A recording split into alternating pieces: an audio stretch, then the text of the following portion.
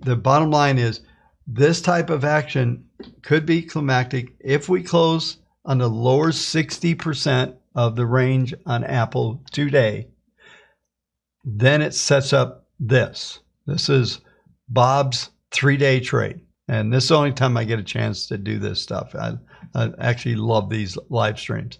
When you get a reversal, outside reversal, you have to close. Today's value needs to be in the lower 60% of the range. And then here's the criteria for the next 3 days. Get your pens and paper out. This is going to be good stuff. So you get a lower close and a lower 60%. And then tomorrow, two things have to happen. We cannot make a new high. And we have to make a new low. And we have to close lower. So we need the next bar to have a lower low, closing lower, and it cannot make a new high. If we close higher tomorrow, trade off.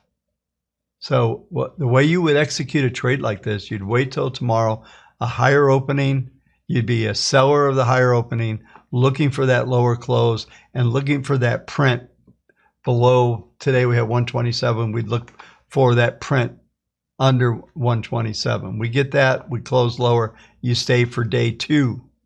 Day two criteria is pretty simple. Once again, you can't take out the previous day's high. So on day two,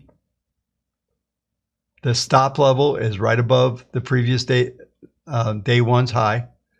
And the next day does not have to make a new low and does not have to close lower. It just can't take out that high.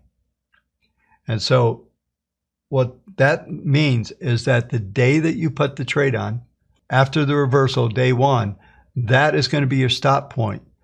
And then what happens, day three, you have to see a lower low and a lower close from day two. And that will confirm the trade. And then you lower the stop to day two's high, just above it. And then on day four, now we're into day four. On day four, and this is just a trade. This is, and you can use these. Sometimes you can find a major reversal high trading this. And I typically, if you trade in multiple contracts or multiple shares or whatever, then you would, on day four, if it takes out day three's low, you take your profit. That's the basic trade. You know, it's not about, oh, I caught the top and all that stuff.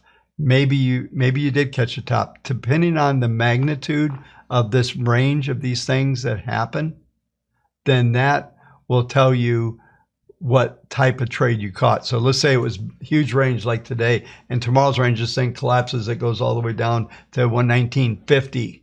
And then, you know, now you've set up something bigger and you're looking at the highs, and you can judge it that way. But I would still on day four take at least half of the profits. And if you want to hang on, you can use the previous day high as a stop and let it take you where it takes you. That's a freebie for today, okay?